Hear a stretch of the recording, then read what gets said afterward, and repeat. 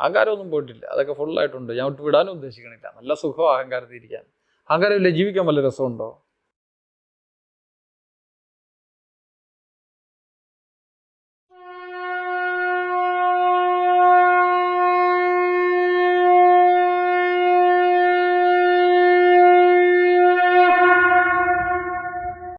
ഗുരുജി എപ്പോഴും പറയാറില്ലേ ഈ ലോകം നമ്മളിലാണ് റിഫ്ലക്റ്റ് ചെയ്യുന്നത്. ഇത് നമ്മളിൽ റിഫ്ലക്റ്റ് ചെയ്യണോ നമ്മൾ പുറത്തേക്ക് പ്രൊജക്റ്റ് ചെയ്യണോ ചെയ്യുന്നത്? രണ്ട് വഴിയിലും പറയാൻ പറ്റും. ഇതിനെപ്പറ്റി ഒന്ന് ചിന്തിച്ച് മനസ്സിലാക്കാൻ പറ്റുന്നൊരു വല്ലാത്തൊരു എനിഗ്മ തന്നെ ഇത്. കാരണം വസ്തുക്കൾ പതിക്കുന്ന പ്രകാശം എൻ്റെ കണ്ണിലടിച്ചാൽ ഞാൻ കാണുന്നു എന്നല്ലേ പറയുന്നത്. പക്ഷെ എൻ്റെ മനസ്സിന് ആവശ്യമുള്ളതൊക്കെയാണ് ഞാൻ നോക്കുന്നത്. ഇപ്പം ഇനിയൊന്ന് പ്രകാശം അതിൽ പതിക്കുന്നതല്ലാന്ന് ഞാനെങ്ങനെ അറിയും? ഒന്നും അറിയാൻ പറ്റില്ല. ഇതൊരു വല്ലാത്ത പ്രഹേളി. ഞാനിത് ആലോചിച്ച് അത്ഭുതപ്പെടാറുണ്ട്. എങ്ങനെ മനസ്സിലാക്കും ഇത്? ഒരു തത്വത്തെ കൊണ്ട് സ്ഥിരമായിട്ട് നിർത്താൻ പറ്റുമോ? പക്ഷെ പുറത്തുനിന്ന് പ്രകാശം വരുന്നുണ്ട്, അടിക്കുന്നുണ്ടെങ്കിൽ വരുന്നുണ്ട്. എൻ്റെ അനുഭവമാണല്ലോ അതും. പക്ഷെ ഞാൻ എൻ്റെ മനസ്സിൻ്റെ പ്രകാശം അവിടെ പതിക്കാത്ത കാലത്തോളം എനിക്കൊന്നും കാണാൻ സാധ്യമല്ല. പറ്റുമോ? നമ്മൾ വളരെ ദുഃഖത്തിരിക്കാൻ നമ്മളൊന്നും കേൾക്കണില്ലല്ലോ പുറത്തുള്ളതൊന്നും. നമുക്ക് ആരെയും കാണാനും പറ്റില്ലെന്നൊക്കെ നമ്മുടെ ദുഃഖത്തിലേക്ക് ആഴ്ന്നിരിക്കുക. അപ്പോൾ ഒന്നും നമുക്ക് അനുഭവങ്ങൾ പുറമേ ഉള്ളതൊന്നുമില്ല. പക്ഷെ പ്രഗാഠമായിട്ടുള്ള ദുഃഖാനുഭവം നമ്മളിലുണ്ട് താനും. സന്തോഷമായിരിക്കുമ്പോഴോ ദുഃഖമേ ഇല്ല. ഇതെന്തൊരു അത്ഭുതം! സന്തോഷമായിരിക്കാൻ ദുഃഖത്തിന് സ്ഫുരണം പോലും ഇല്ല. ഉണ്ടോ? അപ്പോൾ ഈ ലോകം മൊത്തം സന്തോഷമയമായി. ദുഃഖം വന്നാലോ ലോകം മൊത്തം ദുഃഖത്തിൽ. അപ്പോൾ പ്രകാശം എന്നിന്നല്ലേ പോണ പുറത്തേക്ക്? അപ്പോൾ രണ്ട് രീതിയിലും പറയാൻ പറ്റും. അങ്ങനെയാണ് ഞാൻ കാണുന്നത്. ഒന്നെന്ന് പറഞ്ഞാൽ പൊട്ടത്തരമായി പോകുന്ന പോലെ തോന്നുന്നു. ഞാൻ മാത്രമേ ഉള്ളൂ, ഞാനിലുണ്ട്. ഈ ഞാനെന്ന് പറയുന്ന ശരീരത്തെ ഞാൻ ലിമിറ്റ് ചെയ്യുന്നതുകൊണ്ടല്ലേ? ഈ ശരീരം ഒന്ന് എടുത്തു മാറ്റി വെച്ചാൽ ഞാനെന്ന് പറയുന്നത് വിശ്വബ്രഹ്മാണ്ടം ആവുമോ ഇല്ലയോ? ഈ കൊച്ചു ശരീരത്തിൽ ഇരുന്നുകൊണ്ട് ഈ വോക്കൽ കോഡ് ഉപയോഗിച്ച് സ്വരങ്ങൾ ഉണ്ടാക്കി അല്ലേ ഞാൻ സംസാരിക്കുകയാണ്. ആ എന്നെ സംസാരിപ്പിക്കുന്ന മനസ്സ് അതിനെ ഒന്ന് മാറ്റി വെച്ചിട്ടൊന്ന് മാറിയുന്നേ. അപ്പം ഞാനില്ലേ? മനസ്സ് ശാന്തമായാലും ഞാനില്ലേ? ഗാഠനിദ്രയിലും ഞാനില്ലേ? ഞാനില്ലാത്തൊരവസ്ഥയുണ്ടോ? ഇനി ഞാനില്ലേ പ്രപഞ്ചം ഉണ്ടെന്ന് ഞാനെങ്ങനെ അറിയും? വല്ല വഴിയുണ്ടോ? ചിന്തിച്ചേ. ഞാനില്ലേ എങ്കിൽ പ്രപഞ്ചം ഉണ്ടെന്ന് എനിക്കെങ്ങനെ അറിയാൻ പറ്റും? അല്ല, ഇപ്പം ഞാൻ ഉള്ളപ്പോൾ തന്നെ പ്രപഞ്ചം ഉണ്ടോ ഇല്ലയോ എന്ന് അനുഭവം അല്ലാതെ വേറെന്താ വഴി? അപ്പോൾ പറയും ഞാൻ ചത്താലും വേറുള്ളവരില്ലേ? എനിക്കെങ്ങനെ അറിയാം? ജീവിച്ചിരിക്കുമ്പോൾ തന്നെ വേറുള്ളവരുണ്ടോ എന്നുള്ളത് ഉറപ്പിക്കാൻ എനിക്ക് പറ്റണില്ല. കാരണം ഇന്ദ്രിയങ്ങളെല്ലാം അറിയാൻ വല്ല വഴിയുണ്ടോ? ഒരാളുണ്ട് എന്ന് എനിക്ക് വേറൊരാളുണ്ട് എന്നെങ്ങനെയാണ് ഞാൻ അറിയുക? കാണുക, കേൾക്കുക, ഇനി മണത്ത് നോക്കുക, നക്കി നോക്കുക, ഒരാളെ അറിയാൻ പറ്റും. അല്ല വല്ല ഒരു വഴി വല്ലതും ഉണ്ടോ? ആറാമൊരു വഴി ഉണ്ടോ? വേറെ ആളുണ്ടെന്ന് അറിയാൻ വേറെ ഒരു വഴിയില്ല. ഇനി ഞാനുണ്ടെന്ന് അറിയണമെങ്കിൽ ഞാൻ ചിന്തിക്കണോ? ഞാൻ തൊട്ടു നോക്കണോ? ഞാൻ മണത്തറിയണോ? എന്തെങ്കിലും വഴി വേണോ ഞാനുണ്ട് എന്നറിയാൻ? കാരണം ഞാനുണ്ട് എന്നുള്ള അനുഭവം ഇല്ലെങ്കിൽ യാതൊന്നുമില്ല എന്നുള്ളതാണല്ലോ എൻ്റെ അനുഭവം. എന്നെ ആധാരമാക്കിയല്ലേ എൻ്റെ സർവ്വബന്ധങ്ങളും സർവ്വയത്നങ്ങളും സർവ്വകർമ്മങ്ങളും ഒക്കെ ഇരിക്കുന്നത്. ആ ഞാൻ എന്ന് പറഞ്ഞാൽ ഈ ശരീരത്തിൽ ഞാൻ ലിമിറ്റ് വെച്ചിരിക്കുന്നത് കൊണ്ടല്ലേ അഹങ്കാരം, അഹം ആകാരം ഇത് അഹങ്കാരം എന്ന് വിളിക്കാം. ഞാൻ ഈ രൂപമാണെന്ന് ധരിച്ചു വെച്ചിരിക്കുന്നല്ലേ എൻ്റെ പ്രശ്നം. ഇതിനെ ഒന്ന് എടുത്ത് മാറ്റി വെച്ചാൽ ഞാൻ അവിടെ നിൽക്കുകയാണെങ്കിൽ പ്രപഞ്ചം മുഴുവൻ എൻ്റെ ശരീരമാവും ഇല്ലയോ? വിശ്വം എൻ്റെ ശരീരമാണോ അല്ലയോ? ഇനി പോട്ടെ, ഈ മൂക്കിൽ കൂടെ അല്ലേ ഞാൻ ആ മൂക്കിലേക്ക് പ്രവേശിക്കുന്നത്, ആ മൂക്കിൽ നീ മൂക്കിലേക്ക് പ്രവേശിക്കുന്നില്ലേ? പരസ്പരം നമ്മളെല്ലാം കലരുന്നില്ലേ? അപ്പൊ ശ്വാസമായിട്ട് ഞാൻ പുറത്ത് പോവുകയും വരികയും ചെയ്യുന്നില്ലേ? ശ്വാസമില്ലേ ഞാനുണ്ടോ? ഇനി മനസ്സായിട്ട് വിചാരങ്ങളായിട്ട് ഞാൻ അങ്ങോട്ടും ഇങ്ങോട്ടും പ്രവേശിച്ചുകൊണ്ടിരിക്കുക ശ്വാസത്തിൽ കൂടെ. ഇതൊക്കെ സൂക്ഷ്മതലത്തിൽ നമുക്ക് ദർശിക്കാൻ പറ്റും. അപ്പൊ എല്ലാത്തിലും ഇത് ചിന്തിക്കുന്ന ഞാൻ എന്ന തത്വം ഒന്നില്ലേ? നിന്നിരിക്കുന്ന ഞാനും എന്നിരിക്കുന്ന നീയും, നീ എന്ന് പറയാൻ പറ്റില്ലോ, ഞാനെന്നല്ലേ എനിക്ക് പറയാൻ പറ്റൂ. ഞാനല്ലേ എല്ലാത്തിലും ഇരിക്കുന്നത്, സർവ്വഗണങ്ങളിൽ ഞാനല്ലേ വ്യാപിച്ചിരിക്കുന്നത്. ആ ഞാനെ അറിയൽ അല്ലെ എന്നെ അറിയലല്ലേ അധി ആത്മം അഥവാ എന്നെ അറിയൽ, എന്നെ സംബന്ധിച്ചുള്ള അറിവ്. അതെങ്ങനെ ലോകവിരുദ്ധമായി തീരും? ഇപ്പം ഞാൻ പലതായി രൂപം കൊണ്ടിരുന്ന് ഞാനൊരു കളി നടത്തുക, ഞാൻ തന്നെ സൃഷ്ടാവും സൃഷ്ടിയും സൃഷ്ടിജാലവുമായിരിക്കുന്നത്. പക്ഷെ ഞാൻ എന്ന് പറയുമ്പോൾ അവിടെ അഹന്ത സ്ഫുരണം ഉള്ളതുകൊണ്ട് നീ എന്ന് പറയുന്നതല്ലേ ഒരു സുഖം ഭക്തനെ സംബന്ധിച്ചിടത്തോളം. അതുകൊണ്ട് ഞാൻ നിന്നെ ഗുരു എന്ന് വിളിക്കുന്നു. ഈ കാണുന്നതൊക്കെ എൻ്റെ ഗുരുവായിരിക്കുന്നു. അത് ഞാൻ തന്നെയാണ്. ഈശ്വരനും ഗുരുവും ആത്മാവായിരിക്കുന്ന വേറൊന്നല്ല. പക്ഷെ ഞാനെന്ന് പറയുമ്പോൾ അവിടെ ഒരു ഒരു ഒരു ഒരു ഭാരം തോന്നുന്നു എനിക്ക്. കാരണം ഞാനൊരു അലസനാ, ഒരു മടിയനാ. എനിക്ക് ഉത്തരവാദിത്വം ഏറ്റെടുക്കാൻ പറ്റില്ല. ഉണ്ടാക്കിയതൊക്കെ ഞാൻ തന്നെയാണ്. അതൊക്കെ ഞാൻ ഏൽപ്പിച്ചു കൊടുക്കാൻ ആൾ വേണം. അതാ എൻ്റെ ഗുരു, അതാ എൻ്റെ അപ്പനാണ്. അപ്പം ഇല്ല ഞാൻ ഉണ്ടാവുമോ? ഇതാ എൻ്റെ ലോജിക്ക്. എത്രയൊക്കെ ഞാൻ വലിയ ആളാന്ന് പറഞ്ഞാൽ അപ്പനില്ല ഞാൻ ഉണ്ടാവുമോ? അത് ശരീരമാവട്ടെ മനസ്സാവട്ടെ എന്തിനും ഒരു സൃഷ്ടികർത്താവില്ലേ? അതായി കാണപ്പെടുന്നതൊക്കെ. ഇതെല്ലാം എൻ്റെ അപ്പനാണ്, എൻ്റെ ഗുരുവാണ്. നിങ്ങൾ ഓരോരുത്തരും എൻ്റെ ഗുരുവാണ്. ഇങ്ങനെ ഞാൻ കാണുന്നതിന്. ഞാൻ നിങ്ങളുടെ എല്ലാം വിനീത ശിഷ്യനും. ഇതാ എന്നെ സംബന്ധിച്ച് സത്യം. ഞാൻ ശിഷ്യനും നിങ്ങളെല്ലാം എൻ്റെ ഗുരുവിൻ്റെ രൂപങ്ങളും. നിങ്ങളെല്ലാവരും എന്നെ പഠിപ്പിക്കാൻ വന്നിരിക്കുക. ഞാൻ എന്തെല്ലാം പഠിക്കുന്നുണ്ടെന്നറിയാം എല്ലാവരും. ഞാൻ തമാശ പറഞ്ഞ സത്യം പറയുന്നതാ. ഓരോരുത്തരും എന്തെല്ലാം പഠിക്കും, എന്തെല്ലാം അറിവാണ് നിങ്ങൾക്കുള്ളത്. ഞാനോ സത്യം ഞാൻ തിരിഞ്ഞു നോക്കും, ഞാനൊരു മഹാപോട്ടനാണ്. പക്ഷെ എന്നിൽ കൂടെ അവൻ സംസാരിക്കുന്നതുകൊണ്ടാണ് എനിക്ക് ഏതാണ്ടൊക്കെ വില നിങ്ങൾ കൽപ്പിക്കുന്നത്. അല്ല എൻ്റെ ഗുണമല്ലത്, അത് അവൻ്റെ ഗുണമാണ്, എൻ്റെ അപ്പൻ്റെ ഗുണം, എൻ്റെ പപ്പ. ഞങ്ങൾക്ക് 2 മന്ത്രമേ ഉള്ളൂ, സത്യസന്ധമായ മന്ത്രം ഹൃദയത്തിൽ നിന്നുള്ളത്. ഒന്ന് തു ഹി തു, നീ മാത്രം. 2 തേരി മർജി പൂരൺ ഹോ, നിന്റെ ഇച്ഛ എന്താണോ നടക്കട്ടെ. എത്ര സരളമാണ്. ജീവിതം തന്നെ ഒരു പ്രശ്നവും ഇല്ല. ഈ ഡിവോഷനാ, ഭക്തിയാ കുണ്ടലിനി മാർഗം. ഞാൻ അവൻ്റെ മനസ്സ്, അവൻ എൻ്റെ ബോധം. അപ്പം എൻ്റെ മനസ്സിന് എന്താ കുഴപ്പം? ഞാൻ ഒരിക്കലും പെർഫെക്റ്റ് ആവില്ലല്ലോ. I won't never to be perfect. I'm so happy in my imperfection.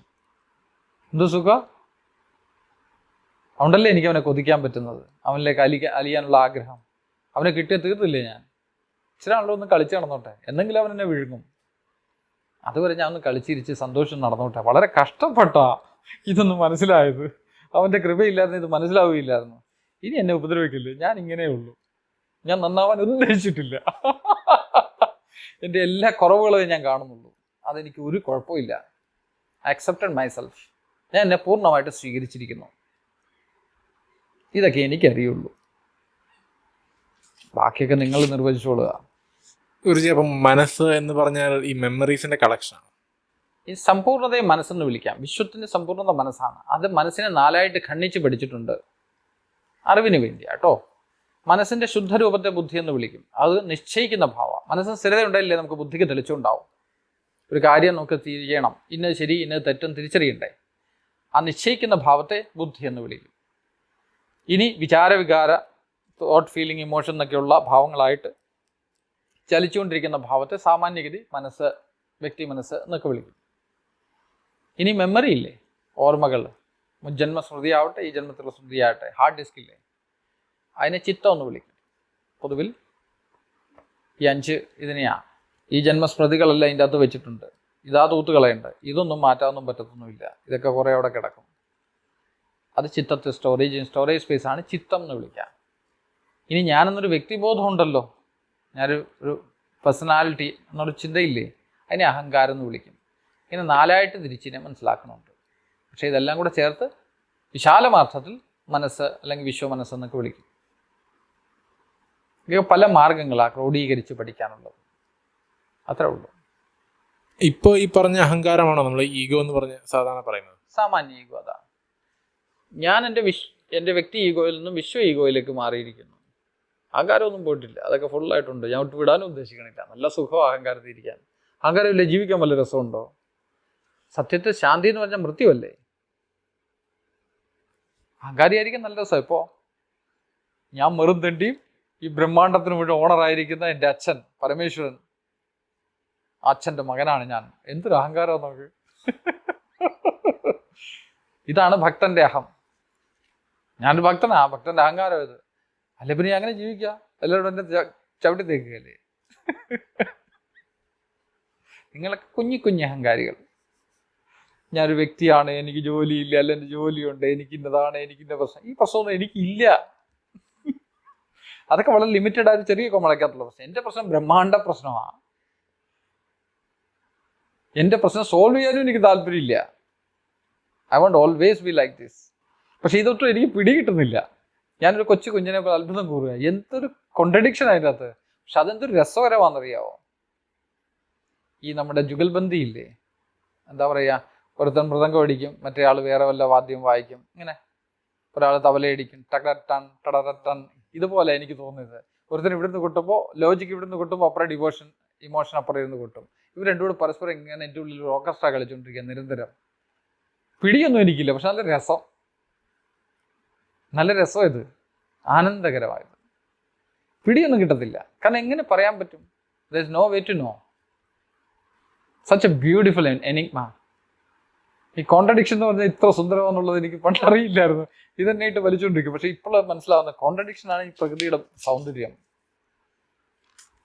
ചലനശീലതയാണ് ഈ പ്രകൃതിയുടെ സൗന്ദര്യം, പ്രേമം.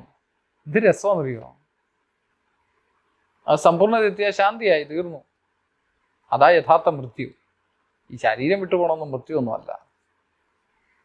അത് പറയാറില്ലേ സാമാന്യ ഭാഷ, വടിയായെന്ന്. അത്രേ ഉള്ളൂ, ഒരു വടിയായി. പിന്നെ വടിയെടുത്ത് കത്തിച്ചു, അത്രേ ഉള്ളൂ. അല്ലെ കുഴിച്ചിട്ടു. അതൊന്നും മൃത്യുവൊന്നുമല്ല. ഇതൊക്കെ നിസ്സാരം. ഈ ശരീരം എന്ന് വെച്ചാൽ ഒരു കൊമള, വെള്ളത്തിൻ്റെ കൊമള. വെള്ളമാണല്ലോ ഈ ഭൂമിയായി തീർന്നിരിക്കുന്നത്. ആ കൊമളക്കകത്ത് കുറച്ച് കാറ്റ് കയറിയിരിക്കുന്നു. ആ കാറ്റ് പോയാൽ തീർന്നു. കൊമള പിന്നെ ഈ ഇവിടെ ലയിക്കും. അല്ലാതെ വേറെ കഥയൊന്നും ഇല്ല. അപ്പോൾ ഒരു 100 പേരുണ്ടെങ്കിൽ ആ 100 രീതിയിലും ഈ ലോകം എക്സിസ്റ്റ് ചെയ്യാൻ പാടില്ല.